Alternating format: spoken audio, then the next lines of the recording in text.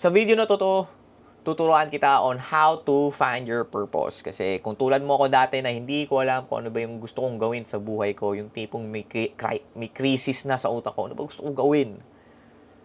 I will teach you sa video na to on how did I find my purpose. So I'm Joms, and I help men conquer the fear of rejection by mastering confidence. And sa video na to, tuturuan kita on how to find your purpose.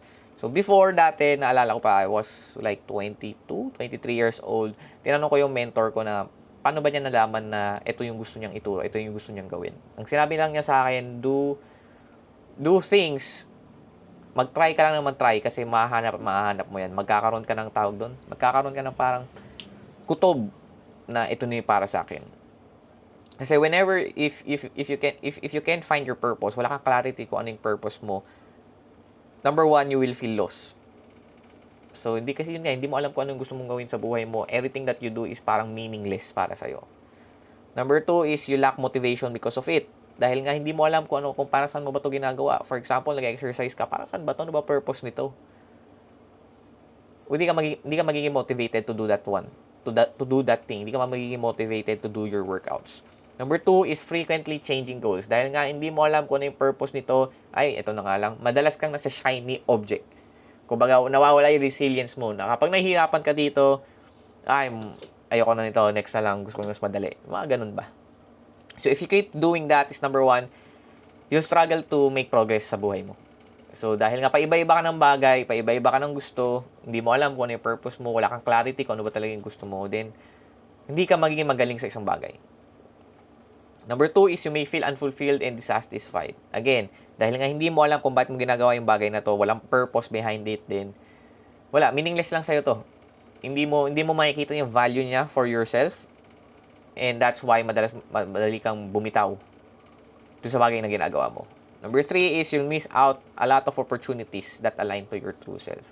Kasi if you know your purpose, if you know what you want, and every decision you make is aligned doon sa gusto mo, then mas magiging fulfilled ka kasi yun talaga yung gusto mo eh. Yun yung gusto mo. Now, ang problem natin is hindi natin malaman kung ano ba talaga yung purpose. Hindi tayo makagain ng clarity kung ano ba yung gusto mong gawin sa buhay, kung ano yung purpose mo sa buhay. This is important because this is crucial for living a fulfilling life. So, if you want to know your purpose, ganito ko lang siya ginawa. So, lahat ng gusto kong gawin, simula nung bata ako, ano ba yung mga gusto kong gawin nung bata ako? Sinulat ko. Ano yung mga na-enjoy ko? Usually ako, yung mga sinulat ko is number one, taking videos. Yung videos dati nag-video ko, alam mo yung Muy Palaboy. Naalala mo ba sila? Yung nagli-lip-sync lang sila ng mga kanta and ginagaya ko sila. Number two is I like drawing. Mahilig ako mag-drawing dati. Mahilig ako kumopya ng Pokemon sa Pogs. Ginagawa ko yun sa bond paper, kinokopya ko from Pogs. So parang nilalakihan ko siya. Ganon. So with that one, parang naano ko na, uy, I'm a creative person. So how can I pursue this one sa buhay ko ngayon? So, basically, aalamin mo lang kung ano yung mga na-enjoy mo. So, ako na-enjoy ko mag-create. So, that's why, try ko nga mag-content creation. And then, nung nag-content creation ako, doon ko lang nalaman na, uy, parang ang ganda pala nito. Gusto ko pala gawin to for the rest of my life. Sa stage ko ngayon. So, here I am now. I'm creating content. So, I created almost 300, 200 videos already. And hanggang ngayon, na-enjoy ko pa rin siya. So, with that one, ang ginawa ko lang is nag-try and hinanap ko lang, nilista ko lang ano yung mga na-enjoy kong gawin and nag-double down lang ako doon. Dino-double down ko yung effort ko. With that one, I gain a clear sense of direction in which you can have to. So, merong direction na yung buhay mo. For example, ito, gumagawa ko ng video for the purpose na to create contents. Alam ko na kung bakit, kasi I want to impact lives of people. Ganyan. Number two is, you feel more motivated and energized because alam mo na yung purpose mo, alam mo yung end goal mo. Kaya mo ginagawa to. So, na-motivate ka, na-discipline ka na, ay, kailangan ko gawin to because ito yung gusto kong mangyari. Ito yung purpose nito.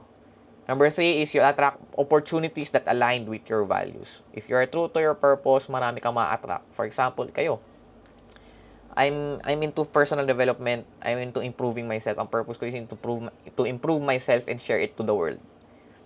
So right now, I was able to grow a community, grow a following, an audience that I can influence, I can impact also to improve their lives. So in which, it's a win-win situation for me and for you too. So ganun. So, I want you to write down one thing or two things, three things, kahit 5 things that you are passionate about. And doon ka mag-explore. For in that one, kasi doon ko rin nalaman yung akin. So, I hope this video helps. I hope you find your purpose and you live a fulfilling life. So, yun lang. Let's go.